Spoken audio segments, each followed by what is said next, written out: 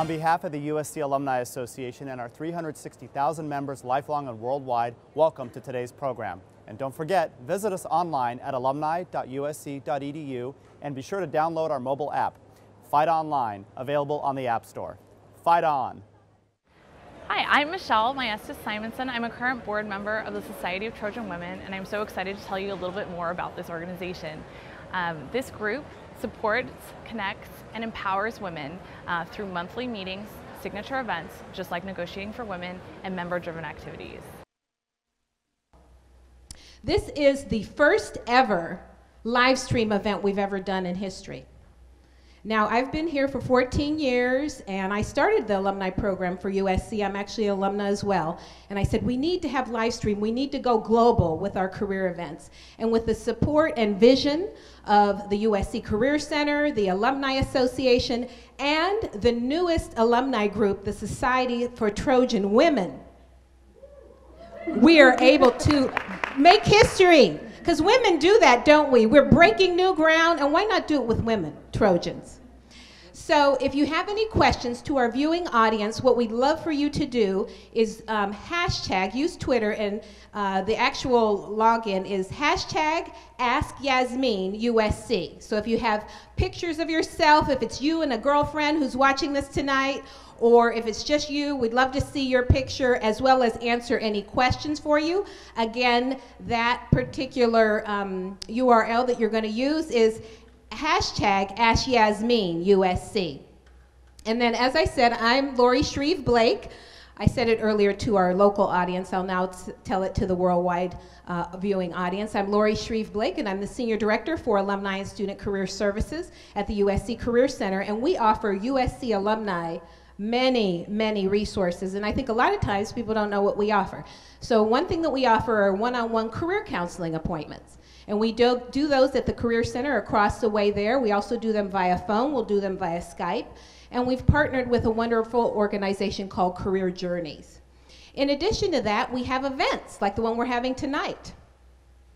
We do webinars, and this is, as I said, is our first ever live stream event. We're going to be doing more of these. So for our alumni that are viewing from other states and countries, you don't have to be in Southern California to be edified or to help your career. We're now taking it global, and we're so pleased to do that. And then in addition to that, we have wonderful networks. We have something called Connect SC, and it's an exclusive job listing for USC students and alumni. And you can actually find jobs. There's a lot of jobs. I actually had a guy call me today. This is a great story to tell. He is a senior vice president of a major corporation, and he called and he said, I have 50 jobs available for people with sales experience, sales executives. And these jobs pay from $118,000 for the average performer to $200,000. And so we're playing a little phone tag right now, but I'm going to tell him you can post those jobs on Connect SC and tag them as a Trojan hiring a Trojan. So there's all kinds of wonderful jobs in Connect SC. If you don't have an account, go to our website, which is careers.usc.edu. We also have something called the Connect SC Career Network, which is a database of over 1,000 alumni who've agreed to talk to alumni like you and I, as well as students about their careers for the purposes of informational interviewing. Because at the end of the day, 80% of jobs come through connections and who we know.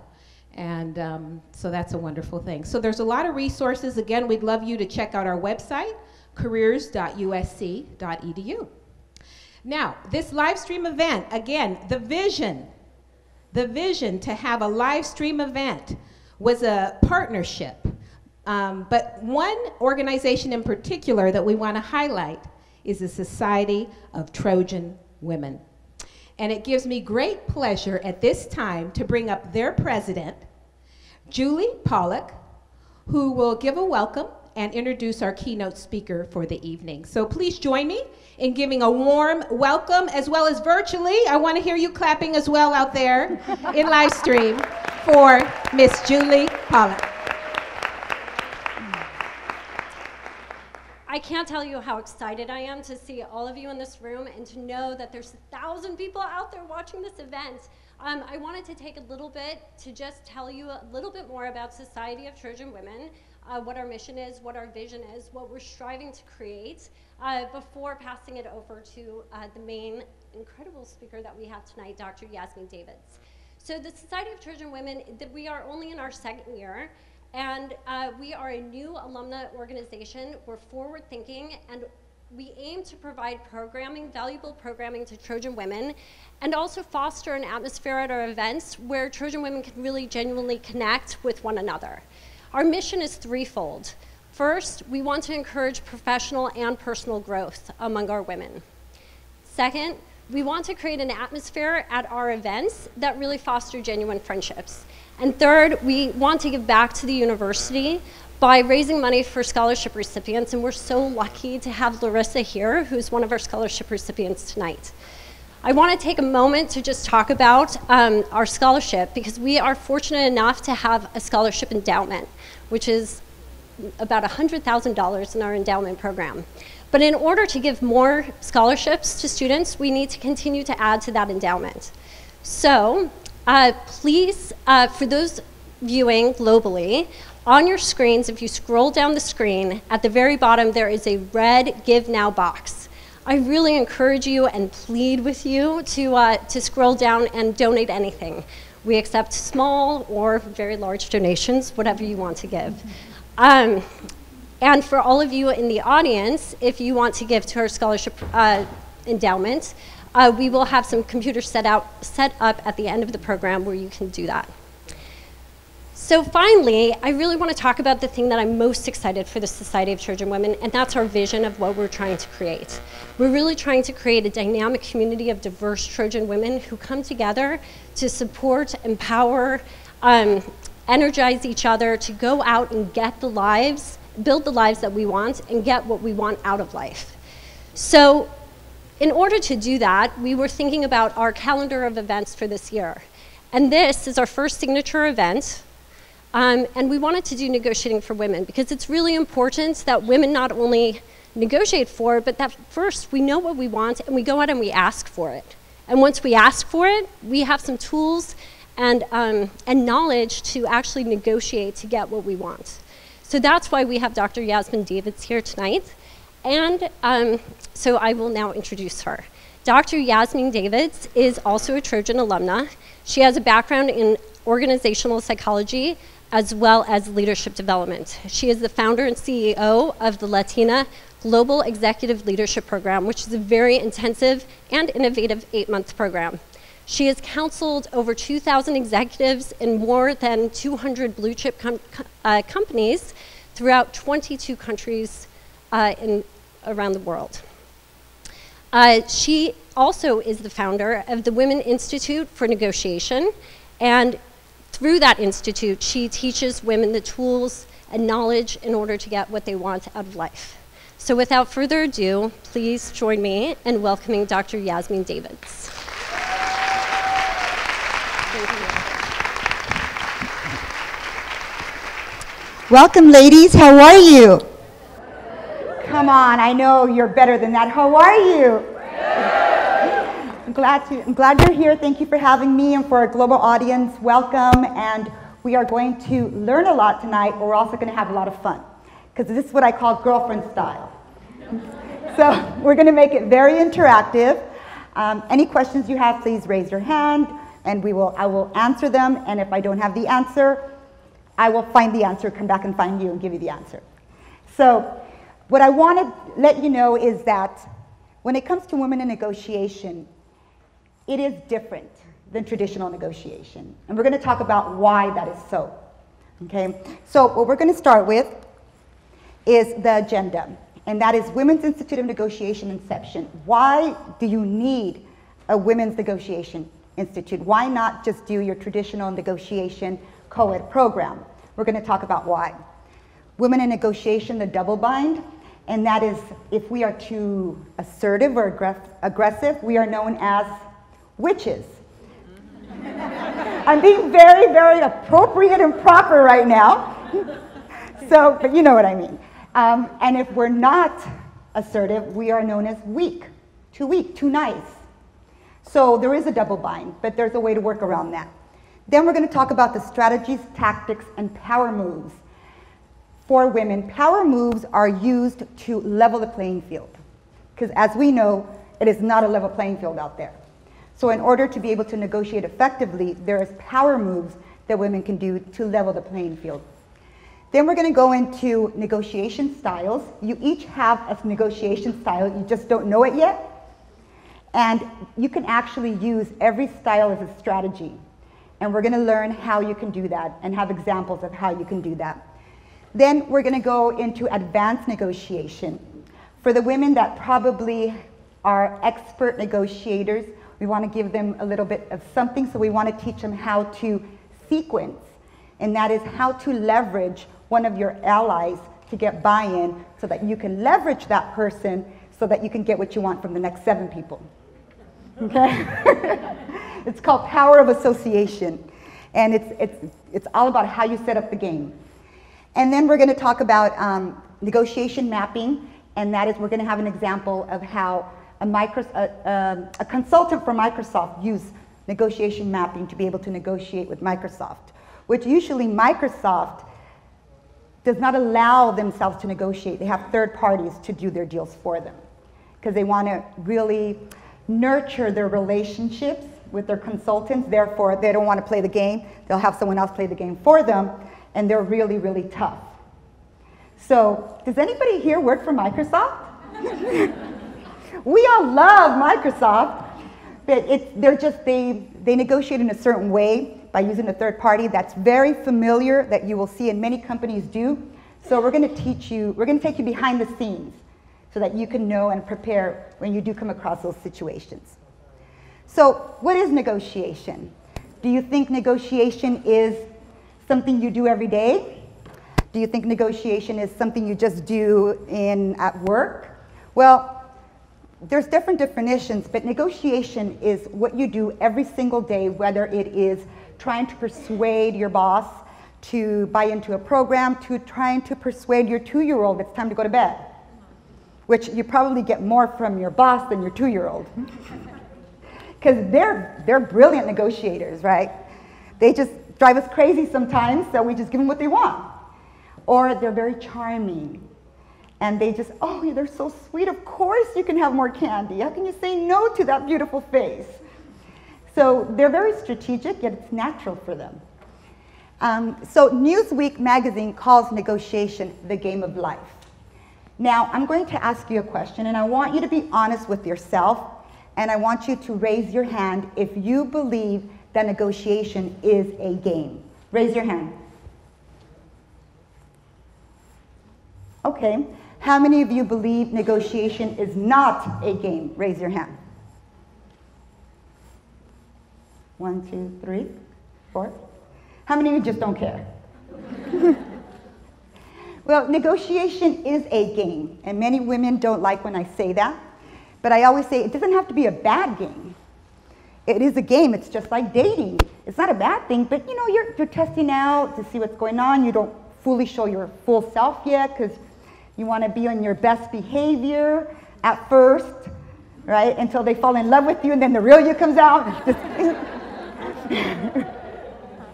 I didn't say that, global audience, but negotiation is just like that. It's about a testing ground to see how much you can either get or how much you can collaborate to be able to come to a better terms. So what I'm going to do is talk a little bit about why negotiation for women. And I will give you a little story. When I launched the Women's Institute of Negotiation in 2011, within 48 hours, I got a call from Mattel. And Mattel, the senior vice president of global sales development, called and she said, we want to bring Women's Institute of Negotiation to do a pilot program here. And if it's successful, then we want to bring it in as part of our curriculum. And I said, well, you're Mattel. You know, don't you already have a negotiation kind of company you work with? And they say, yes, we work with the Negotiation Gap. That is probably one of 2 leading negotiation companies in the world. They develop and train corporations from all levels.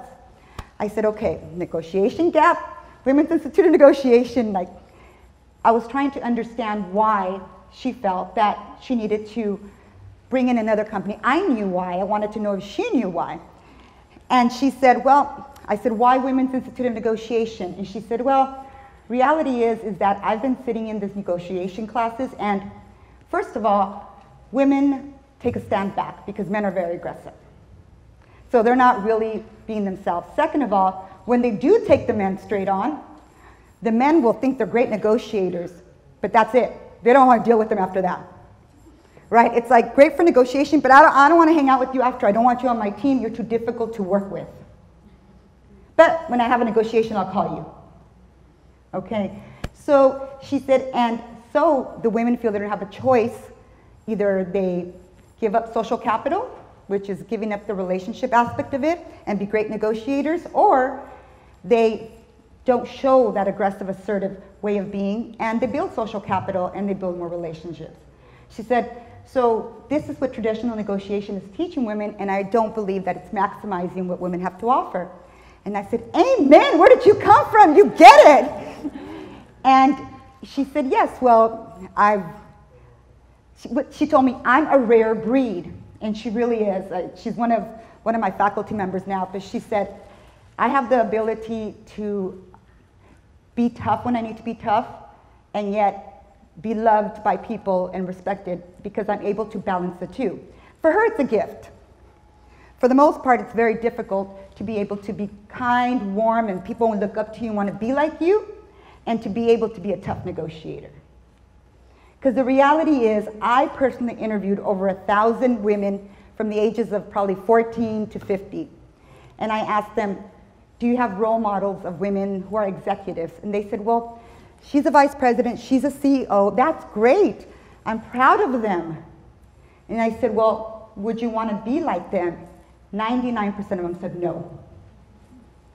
Okay, so when you look up to someone but you don't want to be like them, there's a problem. In other words, that's great for her, but she had to sacrifice part of who she was to be where she's at, and I don't want to do that. Therefore, I don't want to be like her. We shouldn't have to make those choices, right? But reality is that we are in situations sometimes that we do.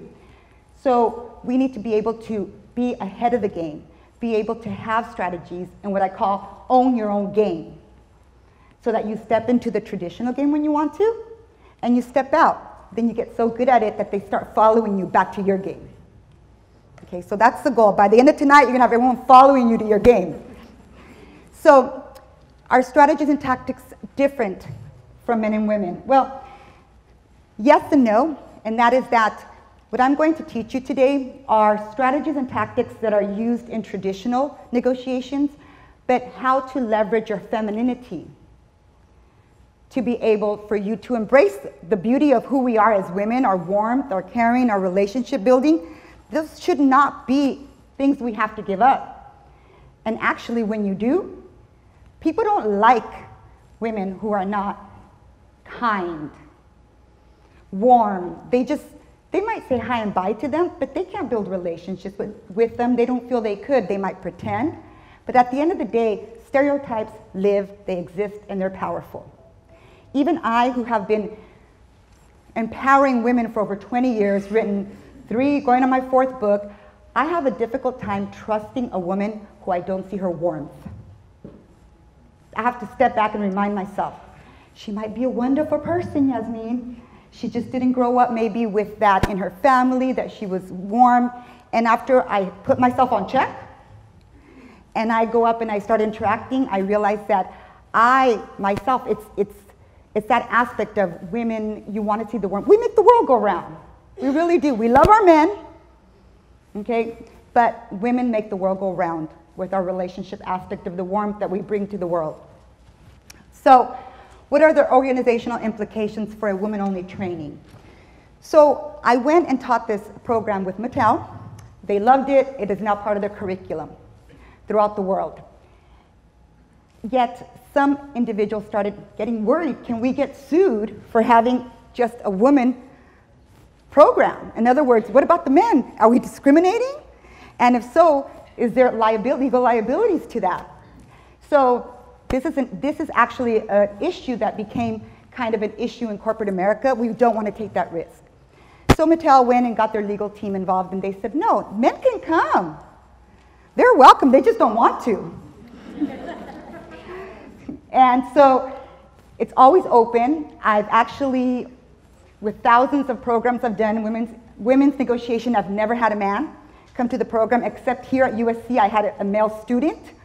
Those younger boys are brave. He really wanted to understand the psyche of women at being 19, that's what it was. But the thing is that it's open to everybody and anybody. It's just taught from a woman perspective, okay? And dealt with just like traditional negotiation is taught from a man's perspective. It is created by men, and it was taught and built by men for men. Okay, it's the same thing for women. Okay, so a little bit of research before we get into the aspect of negotiation. Research shows similar negotiation tactics do not work the same for men or for women. And the reason why I started the Women's Institute of Negotiation is because I taught negotiation in 22 different countries, over 2,000 individuals, and probably I would say 80 to 90% of women, when I did a follow-up, were not using the tactics that I taught them, because I was teaching traditional negotiation. And I was actually trained and taught for one of the 2 leading negotiation companies in the world. So you know the Negotiation Gap is one of them. So it's the other one I'm not going to say the name of. But great, great program, powerful program. But it's a cutthroat program, meaning the tactics are get information, leverage it, kick them down, make sure they stay down. You have the upper hand. Now, the reality is it's gamemanship. It's about having one up. For women, we want information so we can share. For the most part, I'm going to, of course, stereotype in some areas. We want to share because we were taught growing up, it's about not letting anyone feel left out, right? Boys are taught it's about winning. Just win. If they can't win, they don't want to play.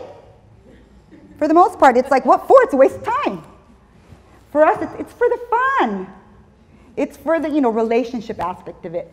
So this is something that comes from growing up. So it has a lot of history. Aggressive tactics, male and female candidates were less likely to be hired when they bargained aggressively.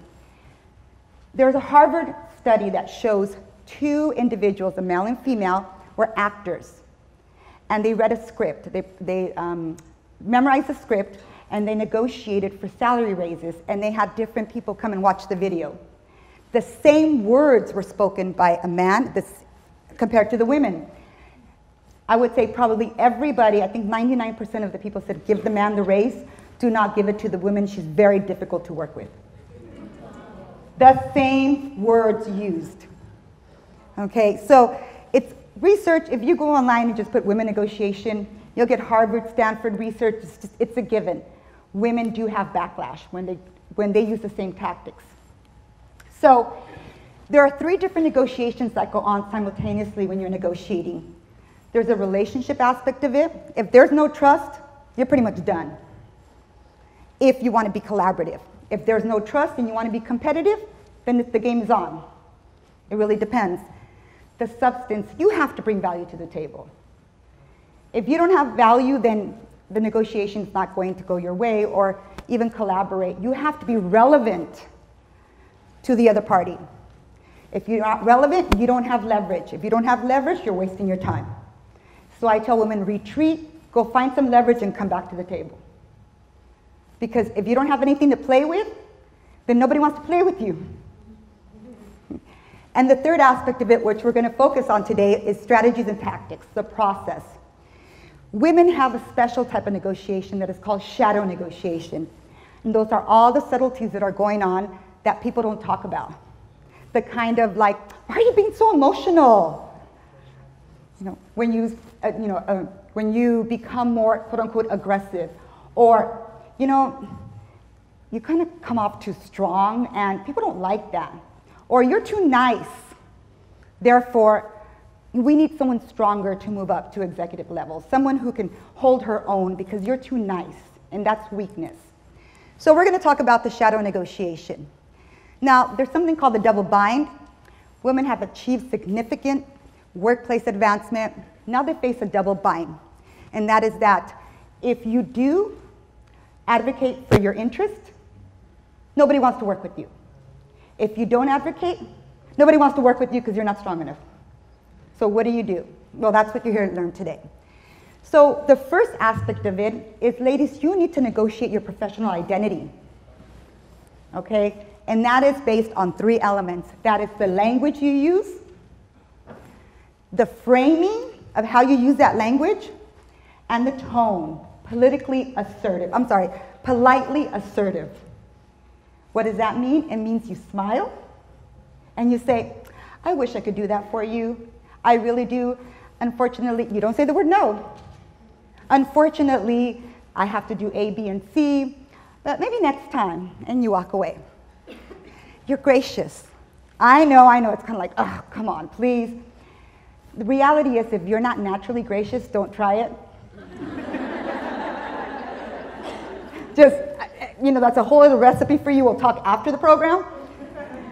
Because people know when you're trying to do something you're not, that you have to get comfortable with that feminine, gracious side of you, because that is your power.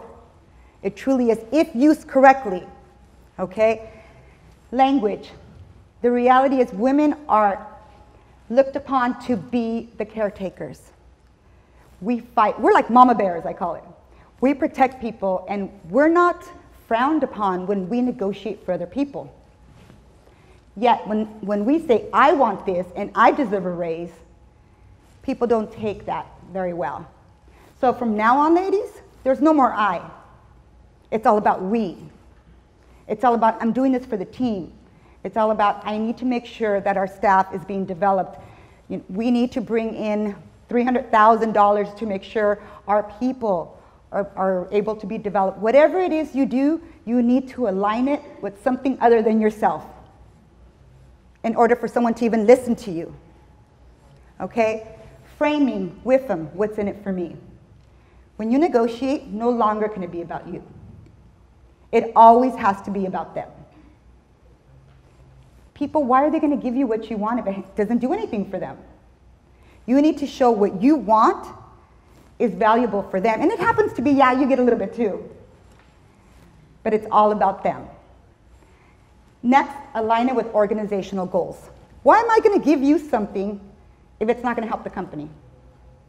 You have to show me what you want is also what the company needs. So 85% of your negotiation outcome is your planning. Now I'm going to ask you another question. How many of you plan for at least a few hours before every big negotiation? Raise your hand. Like 8% of you? That's very common. We wing it. If you wing it, it's like winging a test. Unless you're like naturally brilliant, most likely you're going to fail that test. Well, it's the same thing for negotiation. 85% of it is all about the plan, the strategies, the tactics, everything that doesn't go your way. How are you going to turn it around? Who are you? You're going to step away from the table. You're going to take what is called a caucus, and you're going to go back and you're going to find what you need to be able to come back to the table with that leverage. Most of your negotiation is away from the table. At the table, you're just doing cleanup. And what that means is you're basically closing the deal because the deal has been done. This is how the men do it. They're great. It's so natural for them. We want to share everything and show everything. Not that there's anything wrong with that, but sometimes you need to be strategic about who you share what with who and how, when, because it's all about timing. Communal, it's always about us, the greater good. Everything that you were taught when you were little that now you think works against you in business, actually it works for you if you know how to strategically position it. Okay? Now, but in order to do that, you have to be competent. In other words, you have to be good at what you do. It's a given. So you can't be politely assertive if you're not good at what you do and get what you want. So we're talking about these are extra added elements that you're going to have to do. So negotiation styles. We have 5 different negotiation styles, and I'm going to ask you a question. How many of you know your own negotiation style? Raise your hand if you know what your negotiation style is. Okay. How many of you have no idea? How many of you would say you're extremely competitive? Higher, ladies, so everybody turn around so you know who you're dealing with. Those are the ones that you better prepare for it. All these skills and all these strategies are going to be used for them. And let me point them out. Which ones are you again? I'm just kidding. So it's important to understand the competitive style negotiator is what I call your bully. Not that, of course not the people you know, not you ladies, right? The other people out there. Of course not, no. Those people that you heard of, them. So you need to be able to understand that they usually get what they want when they bully. So it works. But they're not going to get what they want from you because you're going to see it coming. Okay, how many of you have negotiated with a competitive style before? Raise your hand.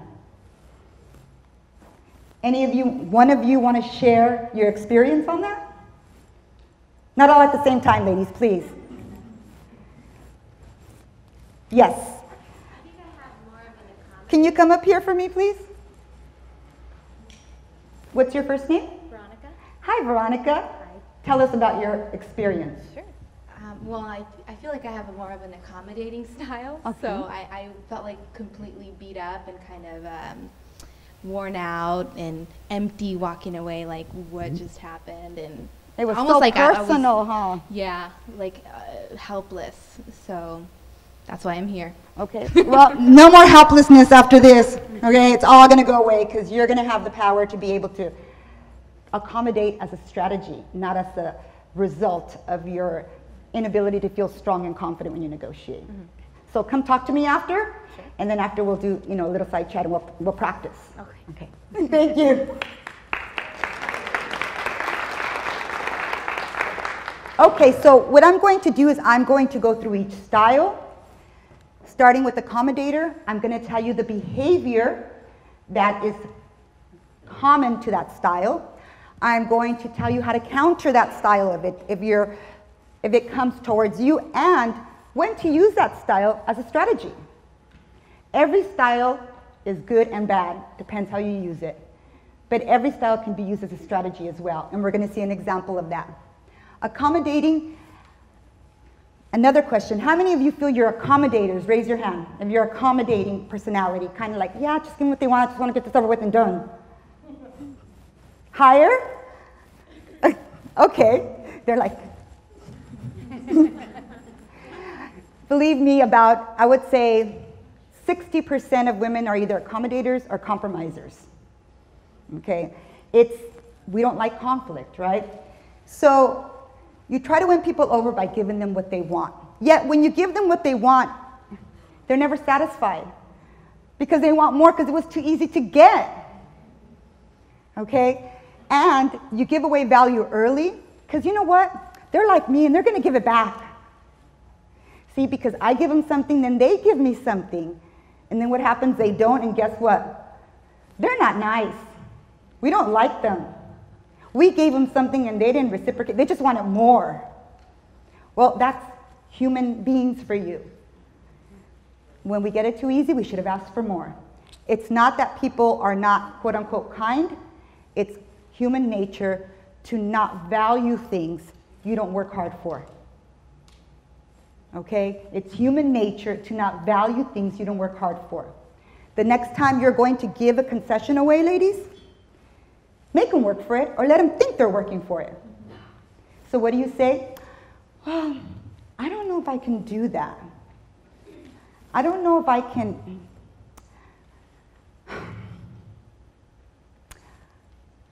This is called a flinch.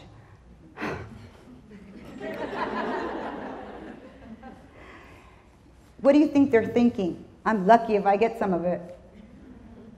And guess what? You just managed and changed their entire expectations just by that. It's called the flinch, and it is a very popular negotiation tactic. So next time someone says, just say, I just learned about the flinch. And they won't know what to do with themselves because it's not going to work. So if they ask you for, I don't know, like say you're in sales, they ask you for a 20% discount, you can give them 30% if you already have that as part of your plan. and they say 20, you say, 20? You're kidding, right? They'll say, no, I'm not kidding. You're serious, 20%. Yes, 20%. That's tough, Bobby. I want, maybe I can give you 5% if you pay me in 30 days. You tie a string to everything you give from now on. That means do not give something unless they give you something in return. I know it goes against us women. We want to give and be nice and we want to give from the heart. Which is a beautiful thing, just not in business negotiations. It's a whole different ballgame. So we bring these beautiful parts of us that we have with our families and friends to business. And they're abused, and then we get hurt. The thing is, don't bring them to business. They're two totally different aspects. So Bobby says, 5% you want, I can't pay you in 30 days. And you say, okay, guess what? You're right back to the start. And he'll say, are you going to give me that 5%? And you say, well, Bobby, I can do it if you bring me another client. Bring me a referral. I can't do that. Oh, okay. Yasmin, are you going to give me that 5% or not? I'll say, Bobby, I'm trying to give it to you. You're not letting me. You have just told them, I'm not going to give it to you without you giving me something in return. I want to give it to you, Bobby. It's right here. But you're not letting me. So their whole psychological aspect of negotiating with you, they walk away knowing every time from now on, they better be ready to give something if they're going to ask for something. You have to train people how to treat you. Not in a bad way, but in a way that works for you and them. How do you counter that? You can use accommodating for strategy. We're going to see how to do that right now. You could accommodate for now because you're going to ask for something greater later. So it's strategy. It's like, sure, I can get you those football Trojan tickets. Sure, because you have a connection and you can get them. Yeah, and next week I'd like to set up an appointment to talk to you about that $2 million deal. We were that we kind of conversed about before. And but sure, I'll get you those tickets. Okay. Don't forget what time. Next Wednesday, what time again? 12? Okay. And that's a tactical accommodation. You're accommodating for a greater purpose, and that is you're letting them know indirectly. That's what you're doing. And see, for the most part, men, they know this because that's what they do. And they don't take it offensively. They actually respect you for it because they know you know how to play the game. And they like people that know how to play the game because if you don't know how to play the game, you're no longer a challenge. If you're not a challenge, it's not fun. But it's how you play that game that makes it fun. You do it with grace, not with attitude. When do you use it? When do you use this style? When you want to deposit what you want to make deposits in the relationship bank account. And that is that you're trying to build a relationship. Don't take withdrawals until you put some cash in there. Don't ask for something unless you've already given something that may not have cost you anything, something to show goodwill. But these are times that you can make deposits, okay? And when you're at fault, when it's your fault, sometimes you just accommodate ladies, you just do save face, right? Airlines do this a lot. When there's like explosions or crashes, they start giving away concessions. They accommodate very fast. It's more convenient for them.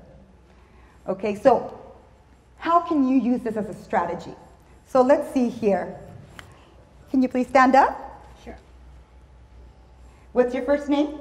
Carla. Okay, I'll turn around. Oh, okay, Carla. We were speaking a little bit earlier, and you said you have your own business, and you're the CEO of your own business. What's the name of your business? Entrepreneur Intelligence. Okay, great. So instead of Elizabeth here, we're going to say it's Carla's situation. Okay. How would Carla use this accommodating strategy? Well, let's just say at 10:30, Carla's secretary announces that the mayor's on the line. Okay, so the mayor is on the line, and he's calling to ask your company for a generous contribution of $80,000. Oh my God. Okay, so you can say he's crazy, you can say, play hardball. The fact is that you're limited on time here.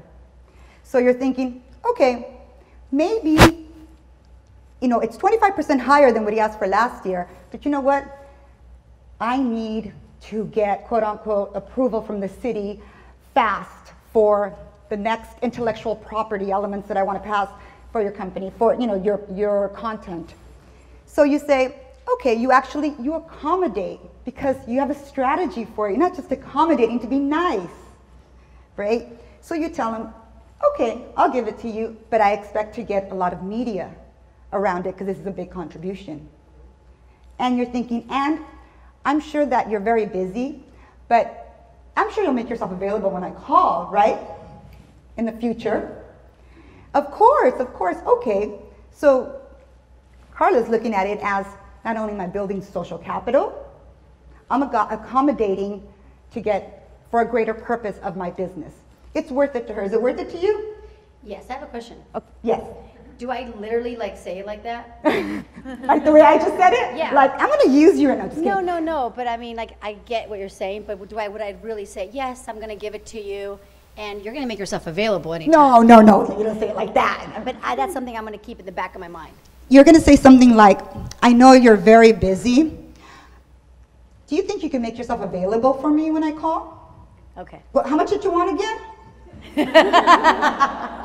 Okay. So ask for something and then give him something. Very graciously. That's why you need to practice, and you're going to practice here. And when you leave here, it has to be very natural, right? Very gracious, just like let's practice right now. So don't assume he's just going to give me these things because I'm giving him that money. Not at all. Okay. You say something like, yes, it's a lot what you're asking for. Remember, you do have to make him feel he earned it.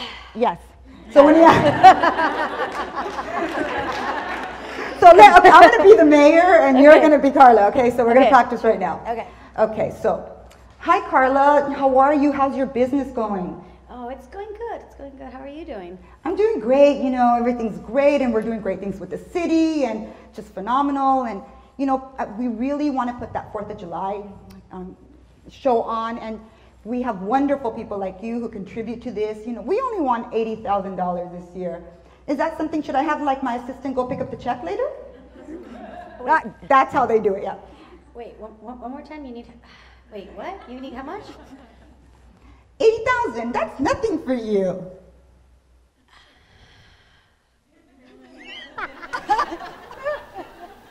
I feel so fake. Okay. It'll come natural later, right? Okay. Yasmin, how much did we give you last time? That's 80,000. It was a bad year for you. I think it was like 55 or something like. But I know that you can, you're doing great this year, and 80,000. Do you want my assistant to stop by around 4?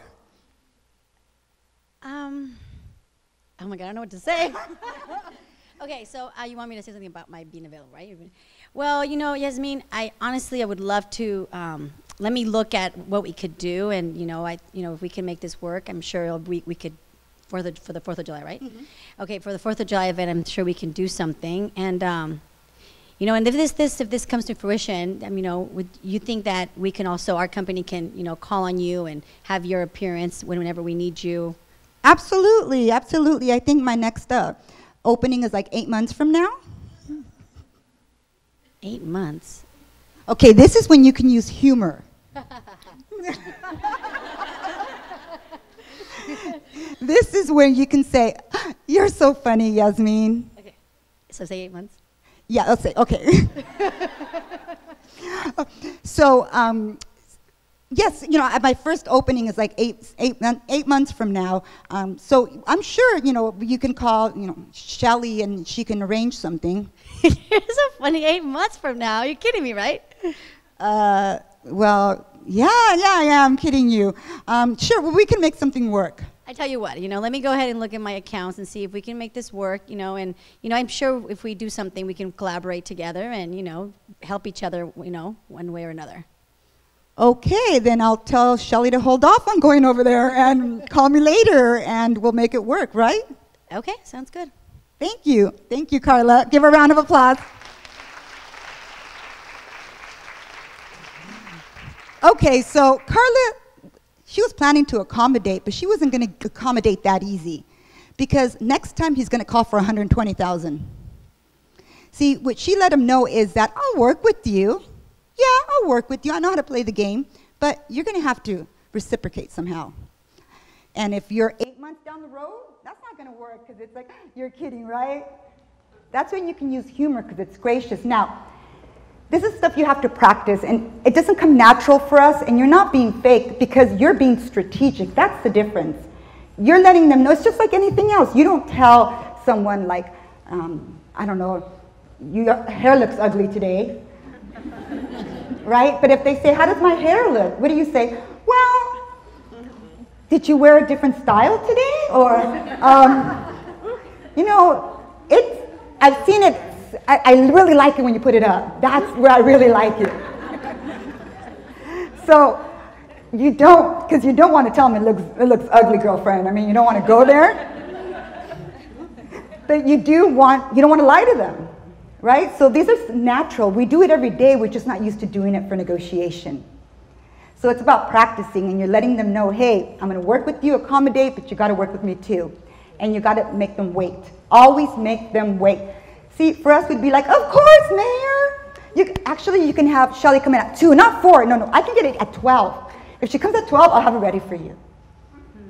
Because we want to be liked and accommodate. We can be liked. We don't need to accommodate so fast. Okay, anybody have any questions so far? Come on down, please. We want to show your beautiful face to the global audience that's watching us.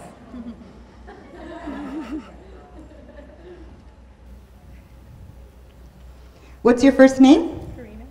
Karina? Yes. My question was, could you just say, hey, I have the check, but could you meet with me on Tuesday? I'll take it to you personally. Okay, good question. I'm going to ask actually the audience that. Let's see what they say. So did you hear what she said? She said, I have the check. You know, let's meet Tuesday and I can give it to you. What do you think? Do you think that's a good strategy? Raise your hand if you think that's a good strategy. Okay, can somebody tell me? This is coming from with a lot of love, okay? We're trying to help you here.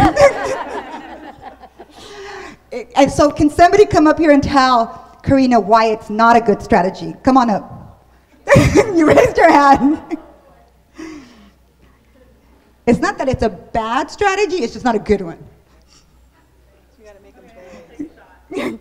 Well, because it goes kind of like a little attitude, like, come on, right? People don't like women with attitudes. Okay, so what's your first name? Maria Elena. Maria Elena. Yeah, turn around for the camera here. Tell Karina what you thought about her response. I thought she was a little too accommodating at first, and then she didn't make the request, or she didn't let them know what she needs. Okay. So it needs to be put on the table, like, this is what I need, and we're gonna switch. Okay, so, and do you think her tone was appropriate? It could have been maybe a little more Gracious? gracious, okay. How many of you feel it could have been a little bit more gracious? Raise your hand. How many of you feel the tone was just right? Raise your hand. How many of you have no idea? And it's interesting because we don't know. We've never seen it. We don't know what works. But I'm going to ask you a question. What would you respond to? In other words, if she was negotiating with you and you were the quote-unquote mayor, what would you respond to? Thank you very much. Stay up here, Karina. I'm going to actually go over here real quick to get a response. Did you raise your hand? Yeah. Oh, you did. Okay. What's your first name? Caroline, hi. Hi, Caroline. What do you think? So if she's willing to drive to my office and I just have to wait a day or two, I'm not going to give her my time or an appearance at her company because I have her. Ah, because you have her just like that, huh? She's hand delivering the check to my office. I don't even have to send my assistant to go get it. But actually, she said she'll meet you on Tuesday, right? She said she'll meet you on Tuesdays. What do you think? I will be conveniently unavailable. Thank you. Now who holds the leverage? You just gave it away. You just gave that leverage away. You know what I'm saying? So, and are you competitive style? Yeah. See? You never know what you're dealing with, so you always have to make sure that you don't accommodate so fast, because you'll get someone like her. No, just kidding. Yeah, you'll get a competitive style maybe, and they love people that are accommodating, because they're like, yes, easy prey. I'm serious. Not in a bad way, but. If she needs the check, I still have it. Yes, you still have it, but you already told her you're going to give it to her, right? Right, if we meet and we do a business conversation, and you know, it's intermingled with the exchange. Okay. And now she's not accommodating, so I still have the check. So guess what now? Because you already told her you're going to give it to her, you're holding out, she's not going to like that. She's going to now think negative of you. I could call and say, hey, Mayor, I was waiting for you. You know, you left me hanging. What's going on? I thought we had an agreement. You'd be like, no, I never told you I was going to be there. So it becomes, in other words, it's not that it's a bad, but it's not necessarily strategic. Okay, so we'll talk after. Okay. Okay, any other questions? Oh, thank you, thank you. Thank you for being brave and coming up here. So this is how an accommodator can use it as strategy. Yes, you have a question? Come on up here.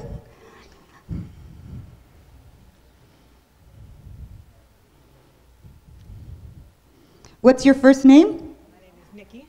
Nikki, hi Nikki. Hi. What's your question? What if you want to make a deposit in the relationship bank and you want to be accommodating, but the person's request is stepping over a boundary? Like, give me an example. Like maybe you're new on a job and you're trying to build a relationship maybe with your boss or something, but they come in and they're asking you to do someone else's job, right? Do someone else's job. You're not receiving extra pay, you're not receiving extra credit or any type of recognition, but it's kind of overstepping a boundary. And if you do it, it could hurt you in the future, right? Yes, okay, I'll answer that question. Thank you. So the question is, what do I do if you want to deposit into the relationship account, but at the same time you don't want to give in, because then they're going to take advantage of it, and that sets a new expectation, right? Well, you're very strategic about it. First of all, that comes up, you don't answer right away. You say, let me get back to you tomorrow or whenever. Let me get back to you in a few days. I have to think about a few things. Then you think, how can I leverage me doing this without putting myself in a situation where I'll be taken advantage of or setting expectations? If you do, you could choose to do it, but you let him know, look, I want you to know that I want to work hard with you, I want to work, but this is crossing, in my kind of value system, this might be crossing the line. So let's work it out where if you really need the help here, I will do this for you, but we need to ensure that this is a one-time deal. And I need to know that if I need you for a one-time deal, that you're willing to, and this is the kind of time where you're going to have to be straight out with grace, though. And let them know, look, I know this is not appropriate. If you choose to do it, I'll do it for you, but you let them know this is not coming easy. You don't say what most women do, of course I'll do it, yes. And then go home and tell your girlfriend, oh, you know what he asked me to do? Can you believe that? It's not even my job. But I guess I'll do it because I got to stay in good with the boss, Then you go, of course, boss, I'll do it. You go do it, and then you ask him for something 3 days later, and he says no. And you're thinking, oh, my boss is horrible. My boss doesn't like me, and you've set the expectations. Okay, so those are the times you want to be honest. Okay, avoider style. People that do not like conflict, avoider style. They have no desire to negotiate. They will sidestep, they won't respond to you. They won't respond to your emails. I'm sure none of you have experienced that, right? This actually, most of the time, it's because you do not have enough leverage. In other words, you don't have anything they want. It's not important enough. Just being straight up honest. You're not that important to them. Not that you cannot be, but at that moment, what they need, you don't have or not enough of. It can also be used as a power move against you. I'm going to make you wait. I'm going to avoid you. That way you can want it more. And I'll have the upper hand because I don't have time for you. So what does that do to your expectations? It lowers them, exactly. You just gave all your power away, right? So how do you counter that? That's why building relationships with the people up above is so important.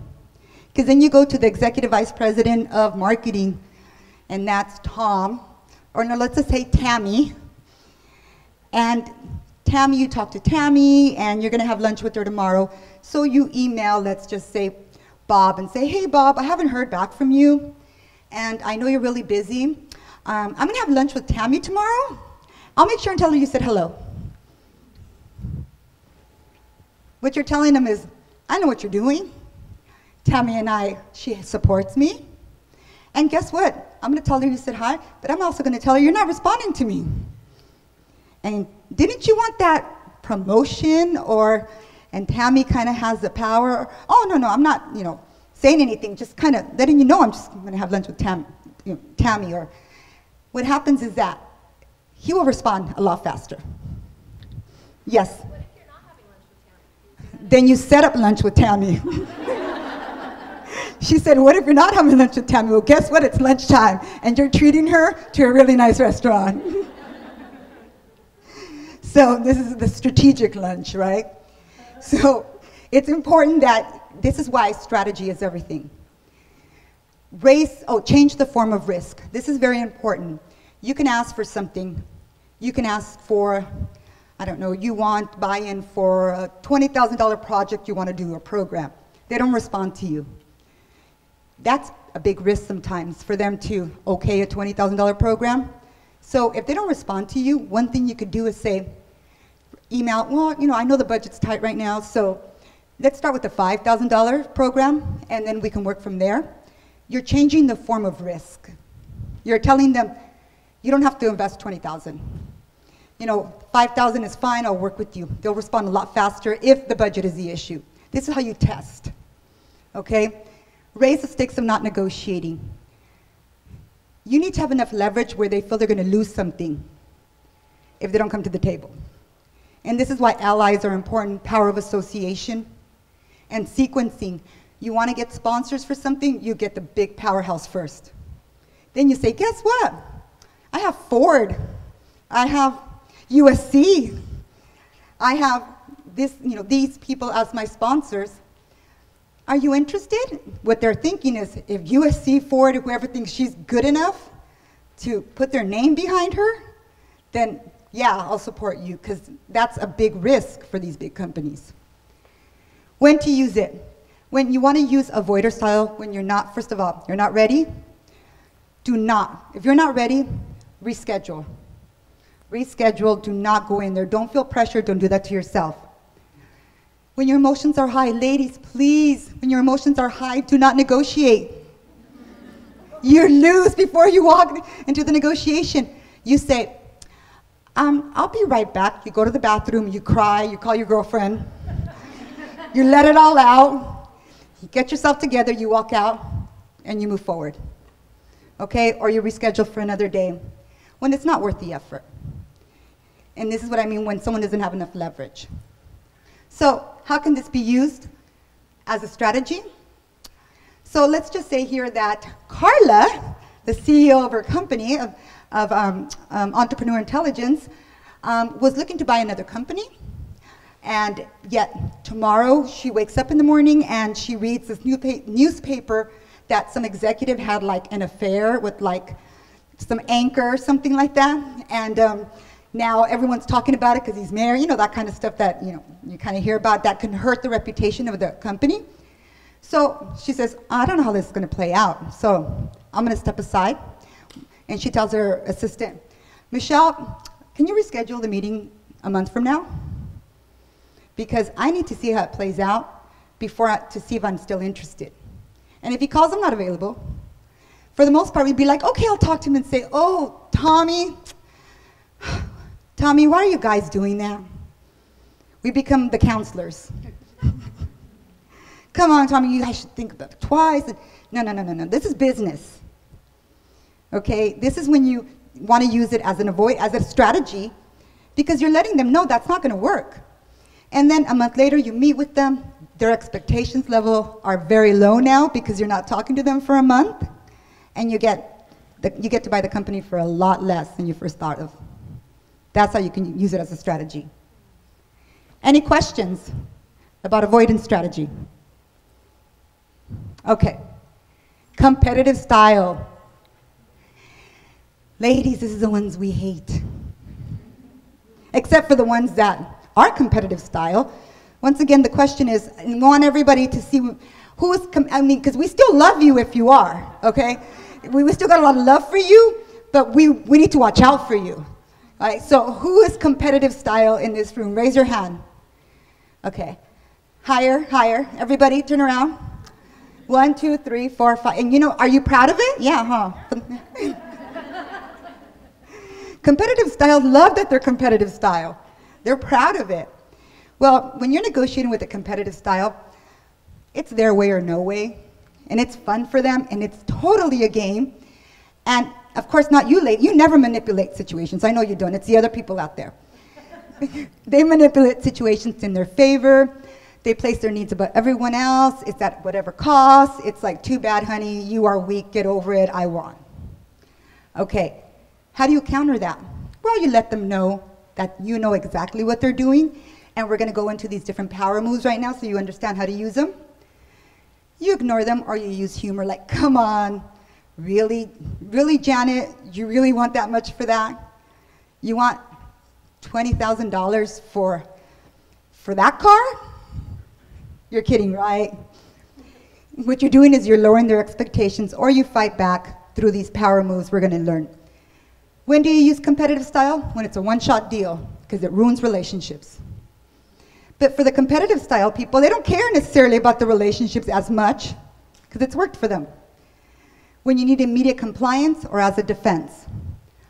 Okay, these are the different moves that after these, ladies, they will never be able to use these on you again. When people, they'll say, you're an entrepreneur, you charge, I don't know, $125 for a service, and they say, 125? You're like, yeah. They're like, they flinch. Come on, seriously, is it worth 125? They're trying to discredit you and lower your expectations. Okay, so how can you counter that? Well, you can use a power move by naming it and saying, I just learned that in my negotiation class, that flinch and trying to lower my expectations. It's really cute. Naming it means that you're telling them, I know how to play this game, and it's not going to work. Nobody that I know of has ever come back with another power tactic when you name it. But that takes also a lot of courage and confidence to do that. Dismiss it and say something like, yeah, well, that's, all my other 120 customers thought price was great. Actually, they thought it was cheap. So you're dismissing their comment. You lighten the interaction by using some humor, if you can. Participative moves is that you tell them, I know you're playing this game, and let's explore possibilities. So you ask what if questions. What if, you paid 125 and maybe, we collaborated on this or that. You ask a lot of what if questions. That's your way of finding out what they're willing to work with and what not. You bring new information to the table, or you add or change the negotiator when it gets ugly. Okay, you have to know when to step away and bring someone else. Appreciative moves are the best. This is what you're telling them, I know you're playing a game, and I'll play with you, but I'd rather not. For example, 2 CEOs, male and female, were negotiating. He tried to play hardball competitive style and told her, take it or leave it. And she said, she paused, she smiled, she kind of chuckled a little, and said, if you want to use the tactic, take it or leave it, I'll leave it, but I don't think that's what you mean. I think you mean let's sleep on it and talk about it tomorrow. What she's saying is, I know what you're doing, and if you want to go there and you don't want to, foster any other way, I will say no, but I'm going to let you save face. And I'm going to let you think about it, and we'll come back to the table tomorrow. So and you know what? The CEO, he smiled and he said, you got it. Because they like the game. They like when you know how to play it, because it's fun. Divergent moves are the moves that you ignore them. I don't suggest you use these, ladies. This is the easiest one to do, kind of like ignore what they said and start talking about the problem again. Guess what? They're going to keep coming back, keep coming back, keep coming back. You got to let them know you're not going to play. Or if you're going to play, they better, play fair, or that they better give you that respect. Okay, how do you use competitive style? Anybody, has anybody ever used competitive style as a strategy? Here. Come on up. We want to hear all about it. Don't you, ladies? Yes. Okay. What's your first name? Kathy? Kathy, are you an expert negotiator? No, but I'm getting better. You say, yes, I am, girlfriend. I am an expert negotiator. Well, we'd like to hear all about how you use competitive as strategy. Okay, I was working a contract, and so it didn't turn out the way it was supposed to. So they were telling me, oh, well, we will let you stay on, but I didn't like the terms. And I'm saying, well, I don't like the way this is going. So this is what I'm bringing. You all have changed the terms of the contract, and if you want me to stay, this is what you're going to have to do. Whoa, that's gutsy. But great. Yeah. And what happened? What happened was that they offered more, but it still wasn't what I was looking for. And basically, I just told them, you know what? Forget it. I'm walking away. And what did they say? They didn't like it, but it's like, you're not giving me what I want. I'm walking away because I see my value. Girlfriend, we love you. Don't we love her? Give her a round of applause. Thank you. Thank you very much. Ladies, when you get to that point, you won't need me anymore, okay? She knows her value, but see, she had to have, I'm sure, a strong backup or BATNA. You didn't have a strong back, girl. You just did it out of straight will? Wow. That means BATNA is the best alternative to a negotiated agreement, meaning you have a backup plan. She didn't have a backup plan. She knew her worth, and she knows that she would get a backup plan. She didn't need it when she walked in there, right? Very great. I don't necessarily know if all of you want to do it that way, but great, nevertheless. Thank you. That was high risk. You can play high risk if you're willing to deal with the consequences. See, I play high risk a lot. I'm like huge high risk, sometimes too much for my own good. But I'm willing to live with the consequences, right? Because if I don't play hard, I'm a social entrepreneur. I don't get a paycheck every week. It's either I play hard and win hard and make sure I have enough to save so when I lose, it'll be okay. But that's just who I am, and I love who I am, so I work with it, right?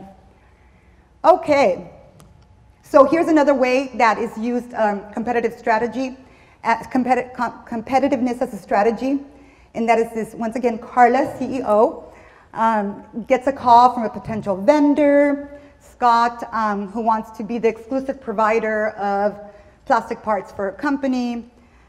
She's not happy with the current provider. What it comes down to is she has a lot of people who want to be this supplier, so she has a vast amount of people.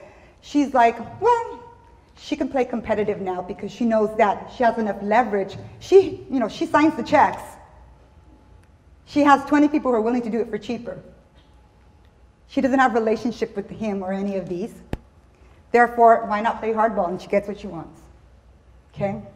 And actually, this presentation, if we have all your information, we can forward to you after, if you want it, so that way you won't have to, you'll be able to get the gist of everything. Okay, compromiser style. Ladies, I'm going to ask a question. How many of you are compromiser style? Raise your hand. Hi. Okay, turn around, ladies. You know who compromises, so. Compromiser style is what we call the women's style because it's fair. Women, for the most part, want to be fair. But it's not sustainable. And what that means is you never really win. You don't lose, but you don't win. And nobody wins because you're each giving up something instead of adding more value to create more, right?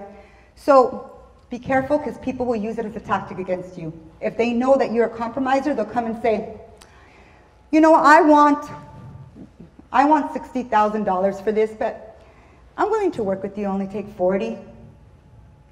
And you're like, I was only really going to plan to pay 10. And now you're thinking, 40, well, they just changed your entire expectations, but they were fair. They even gave up 20,000. But they set what is called an anchor. And what that is that they anchored a price and changed their whole mind. Unless you stick to your 10,000, they just set a whole new price. It's not even relevant. But they were nice and gave 20. They're just so nice and just completely changes your expectations. Don't let someone set an anchor for much higher than what it's worth. Someone says, if you know something's worth like 20,000 and they say 80,000, you say 10,000 or 5,000. You have to set your own anchor way on the other side. That's when the games begin. Okay?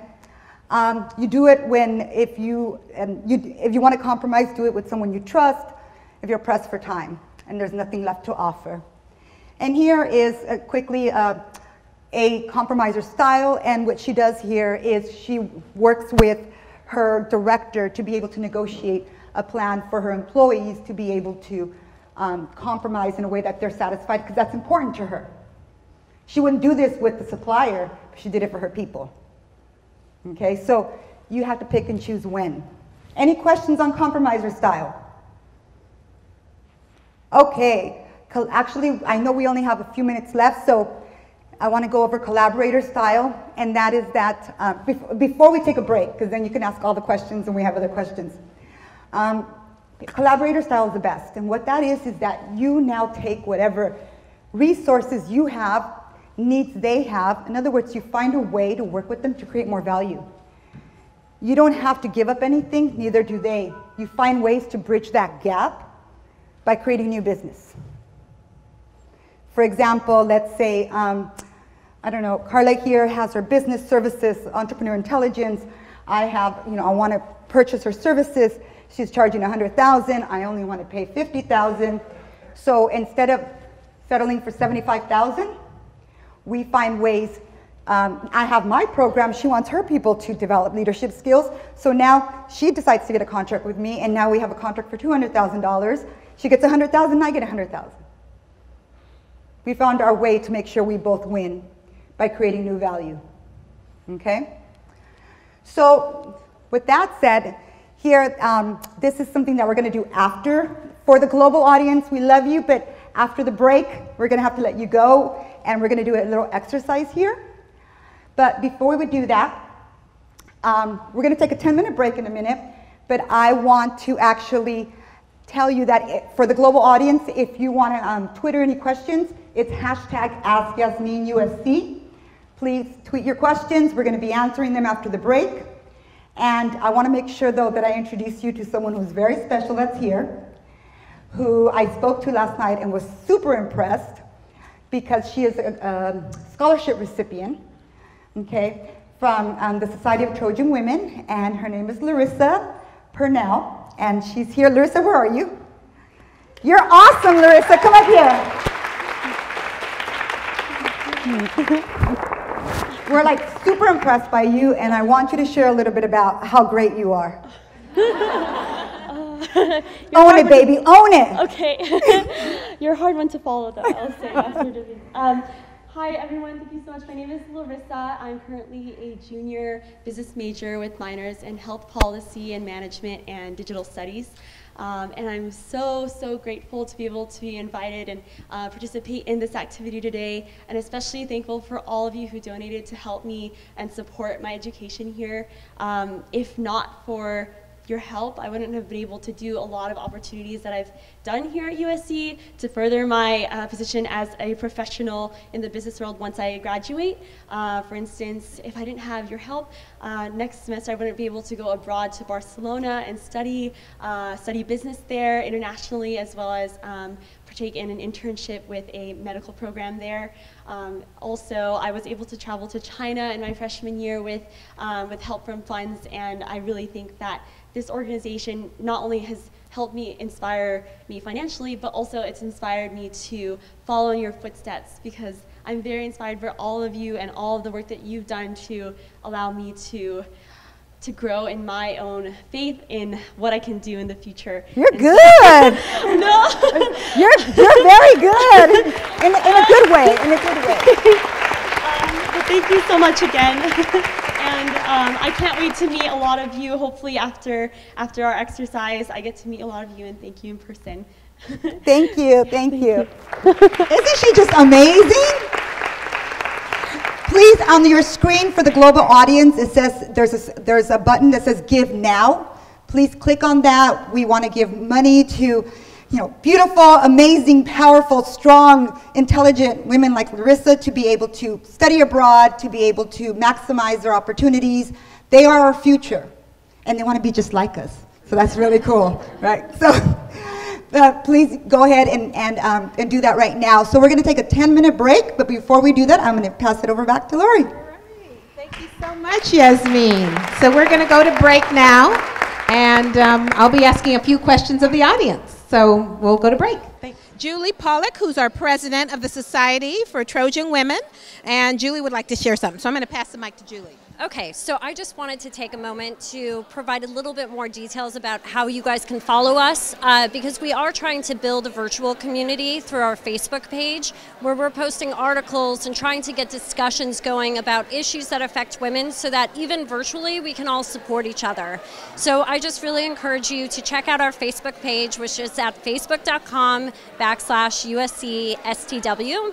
You can also follow us on Instagram. We have an amazing program right now where each week we hand off the Instagram account to another member of our community so that we can really see all of the incredible women in our community and what they're doing. And so you can follow us on Instagram at USC STW. And then we also have publications on Tumblr and Twitter.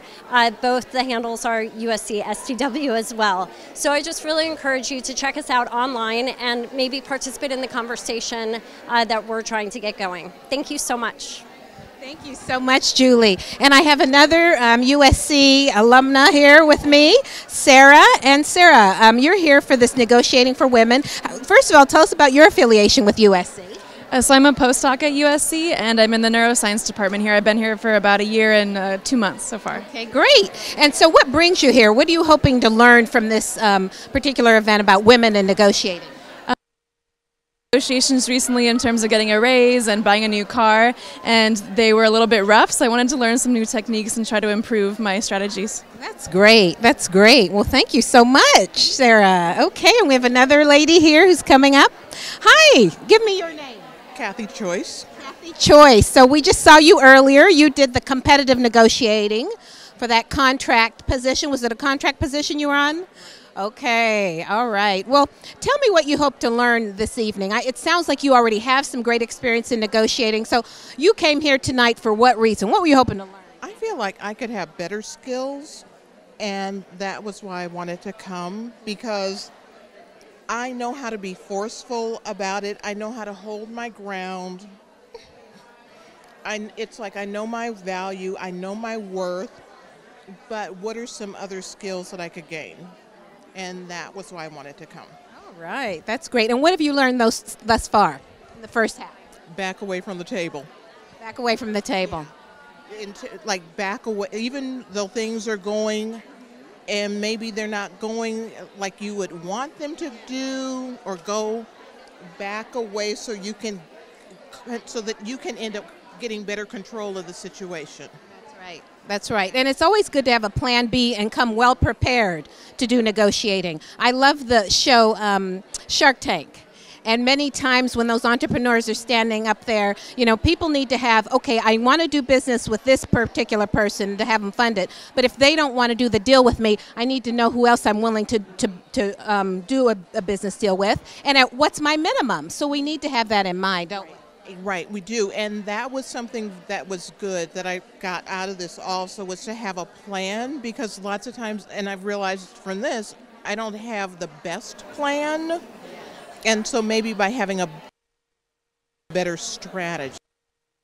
That's right. It's all about being strategic. Thank you so much, Kathy, for sharing your opinions with our global USC community. Fight on. So here's another person that I'd like to bring up. Give me your name. My name is Natalie. Natalie, have you ever negotiated anything in life? Yes. What have you negotiated that you think went well, and what were some of the techniques that you used to be successful in that negotiating? Now that you're putting me on the spot, I don't know exactly at this moment. Probably for salary negotiation. Okay, so you've negotiated salary before. And we teach alumni all about that at the Career Center. In fact, if there's ever a time that people want to negotiate a salary, they can call the Career Center. We have a team of career counselors that will help them with that. So were you successful in your negotiating? Did you get any extra money on the table? I did not. No, it was my first job, and I didn't have a conference like this hosted to attend, so I could learn some tips and helpful suggestions like this. So for future references and future opportunities, I could definitely use this. And there's one book that we recommend people to use on salary negotiating in particular, Natalie. It's called How to Make $1,000 a Minute, and it's really a great book. It gives questions like, when they say this is what you should say, and so that's very important. And I believe everything in life is negotiable. So if there are alumni out in our global audience who have questions for me in particular, Lori Shreve-Blake, you can contact the Career Center, and I'll help you as well with negotiating. Thank you so much, Nat.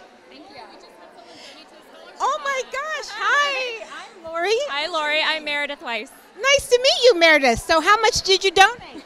I donated through my membership in the Society of Trojan Women, inherently to helping the scholarships. Oh, that's wonderful, that's wonderful. Now I heard from one of your other members, I believe it was about there's an endowment. So can you tell me a little bit more about that? We're so lucky to have enough money to endow for scholarships for the future, and we're really excited we have one endowment going, but now the whole goal is to have a second one going.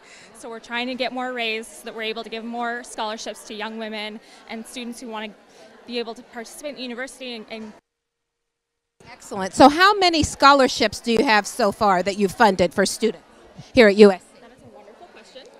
I'm a relatively new member, and I'd love to get that information for you, but what I'm really hoping is that more people are going to participate by scrolling to the bottom of the screens they can see and hitting the Donate Now button. All right, donate now, and any amount counts, whether it's $1, $5, $10, $100, it all adds up. It does, because you're giving it now, and it's going to be growing and growing for the future into our endowment. That's great, and it's obviously tax deductible. Okay, so they'll get that receipt at the end of the calendar year. Thank you so much. And we are really excited to have done a live tweet tonight with a global audience. So we got some of the questions out of here to ask Yasmin, so everyone tweeted in at #AskYasminUSC. So here are a couple of our questions.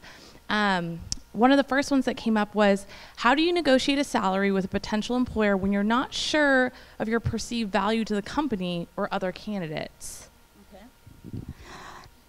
Your perceived value is irrelevant at the time, because what you're going off is market value. So what you do is, once again, you're pre-planning, and you're looking if the market value for your position is, say, $85,000, that's a norm. In other words, anything under 85, you should kind of, that's cute, kind of deal, you know? Because that's the standard out there. Now you have to convince them why you're worth 98. Right? So that is when you say, this is a value that I can bring to the organization. And in order to do that, you need to do your research and find out what are the organizational values, what are they looking to do right now, this year, next 5 years, so you could align your strengths with their values and what it is they want to accomplish in their strategic plan. Okay? Thank you. Another question that came up was, what is the best way to discover your negotiating style if you're not sure which one you have? You can go on my website, www.womensinstituteofnegotiation.com, and it's and we can email that to you, but it has a negotiation style assessment. You can download and take it, and then it tells you what you are. Yeah. Thank you so much. Okay, another question that came up was, how do you come up with your BATNA? Best alternative to a negotiated agreement. BATNA, you have to sit down. See, with women, what we usually do is we never have a BATNA because we're just lucky. We feel lucky to get an offer, or we feel lucky that we have an opportunity, right? Oh, so the thing is that we need to, before we go to the negotiation table, we should have a backup, meaning that we shouldn't, if we have 3 companies we want to do projects with or work for, then we should go after the 3 like if it was only 1, meaning that you don't say, I really want this one, so I'm not going to work too hard for this. No, you go after all 3 like that was the only one, right? So that when you actually go to your negotiation, you do have a BATNA. You have to create your own BATNA. So if you don't have a BATNA, you're not ready to negotiate. Okay? If you don't have a BATNA, don't negotiate because you're coming from a place of weakness. And you don't want to do that. So get your BATNA, then come back. Thank you. And then sort of our final question from our Twitter questions. Are there books, blogs, or other resources you recommend for us to learn more about negotiating after this event? Yes, there's several. One is mine, womensinstituteofnegotiation.com. Another website, it's called Negotiating for Women. It's by 2 Harvard professors. They have great strategies. Theirs is a little different. It's more academia, research related and stuff like that. Mine is some academia, but kind of a lot of real world kind of, you know, what we go through and from the women that I work with. You also have the Harvard negotiation program. The difference, though, most traditional ones, is that they'll teach you traditional negotiation skills, which is you need to learn anyways, right? But you also need to learn how to work around them with your positive assertiveness and your, you know, all these different humor and grace, and because that's what's going to get you to the next level. And so leveraging the graciousness with a little bit of humor, but letting them know you're not going to go there with me is really the way to go for a woman. Okay. Thank you. Okay. Okay, thank you. Any questions? Oh, wow, okay, yes. Come on up.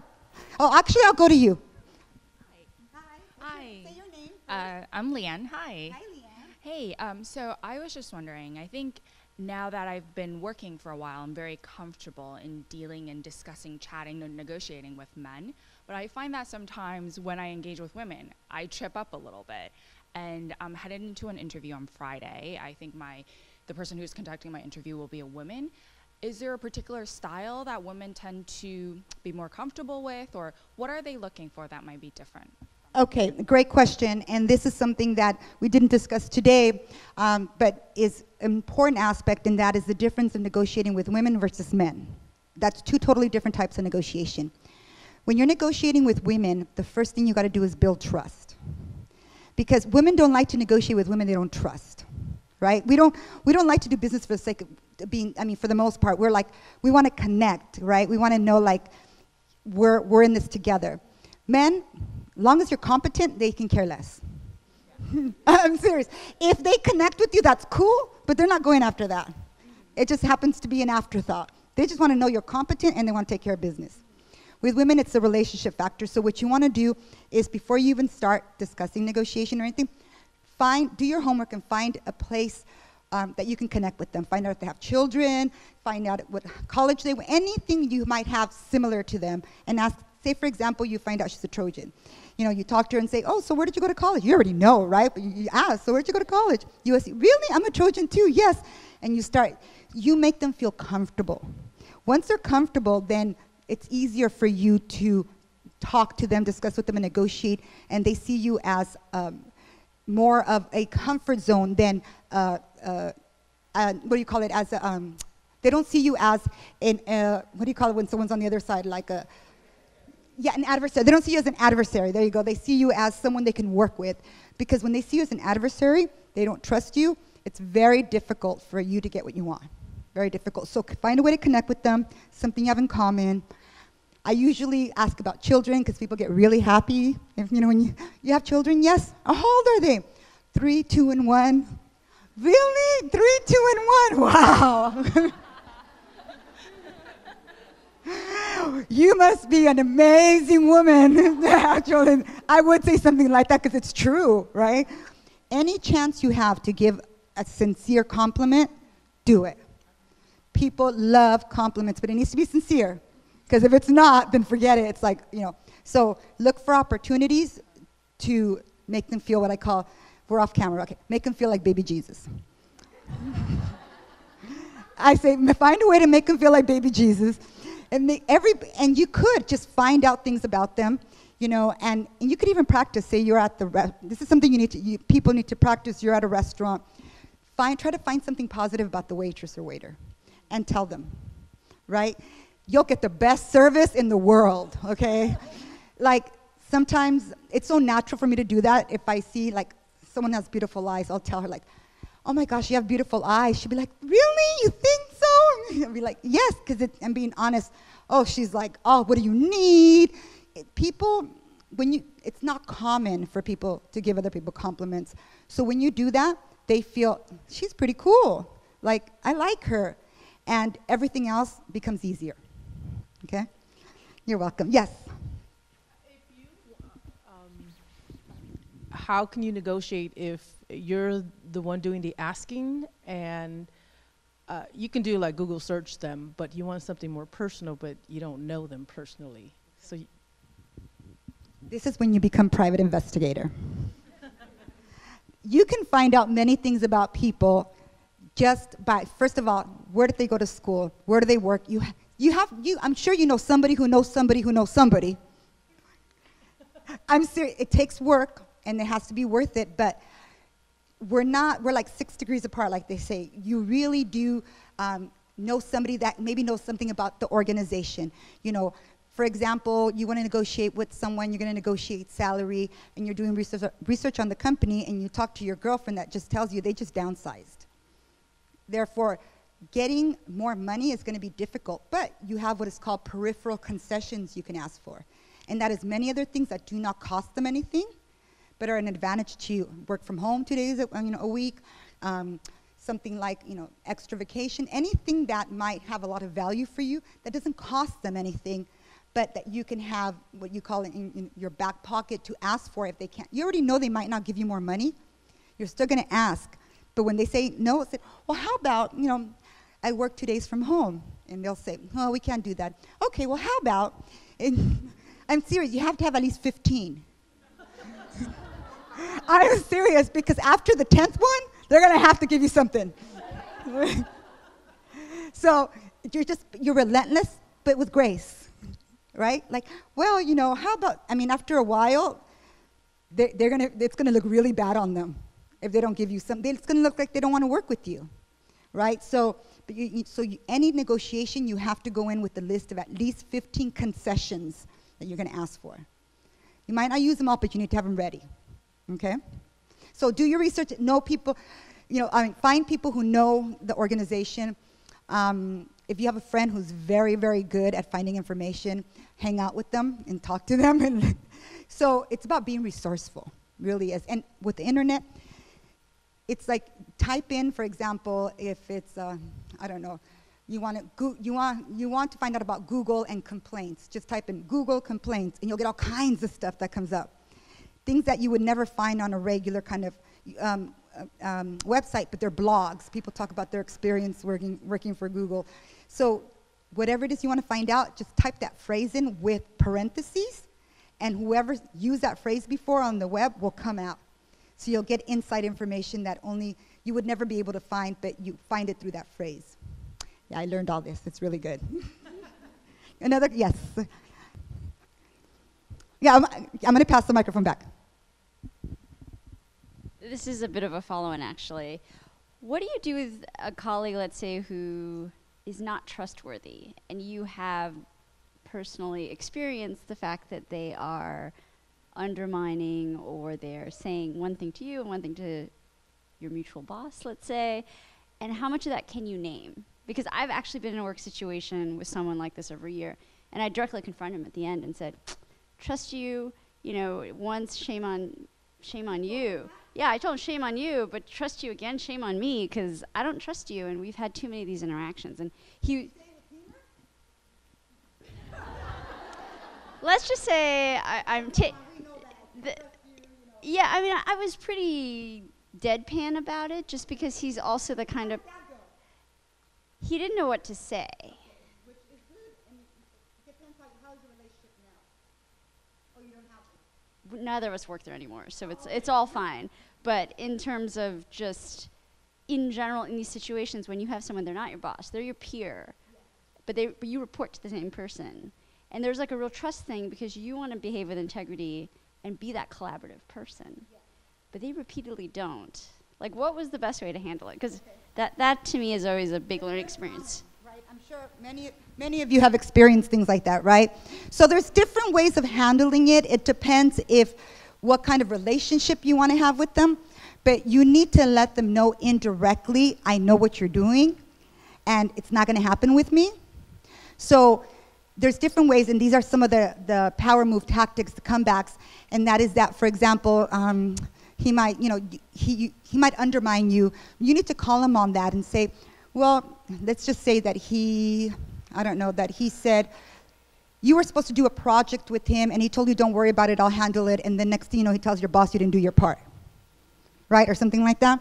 So now you know the way he works. So in a situation like that, I would be very gracious. Let's just say his name's Bob. Bob, do you have a moment? Can we talk?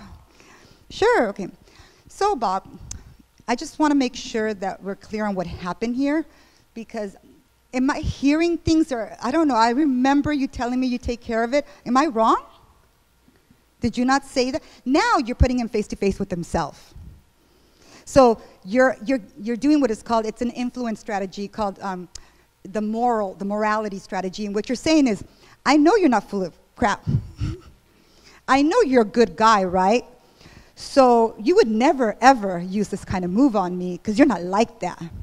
So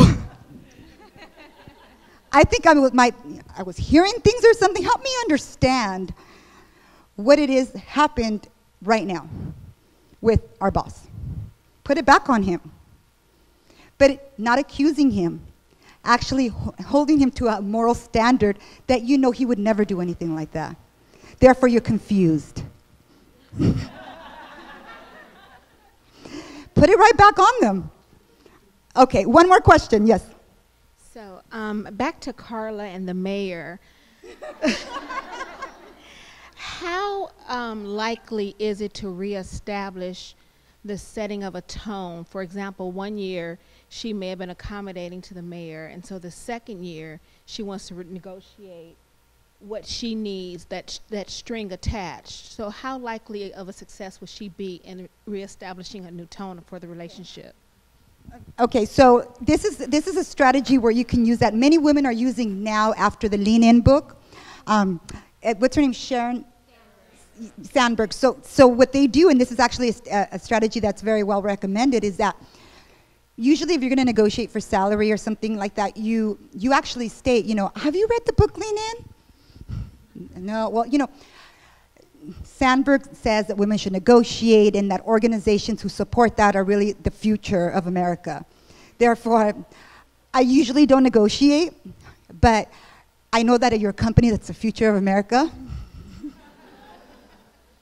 You put them on a moral standard. In other words, of course, so I'm sure you're very welcoming. So what you do in a situation like this is, what I would do is I would talk to the mayor and say, last year when we talked about this, I was growing, I was learning, but I went through this program, the Yasmin Davidds program, and I learned the power, how important it is to negotiate. So, but you're honest with them and saying, and then you use humor and you say, it's a whole different ball game this year, or something like that, because you're explaining to him, see, this is called situation-based negotiation.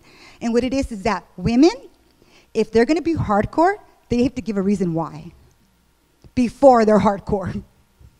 So you're gonna tell them, I'm gonna be kind of tough right now, but let me tell you why before I do it.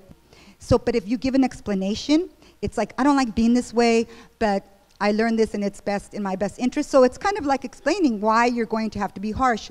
That's really one of the only ways to what I call clean up. And that is clean up our own mess, right? And that maybe we caused before that we didn't realize we were hurting ourselves. So people respect that. Wow, you've grown, you're learning, you're developing, that's great. I can't hate you for that, right? So I know we said we had 5 minutes before the program ends. Okay, so with that said, we're going to go back to Lori. Thank you so much. Oh my gosh, let's give a warm Trojan welcome thank you actually for Dr. Yasmin Davidds. And we have a gift for her. I think it's coming. Oh, very good. To present to her for donating her pearls of wisdom tonight. She's donating her time to USC and to the Trojan family so that we can all do more in our next negotiation.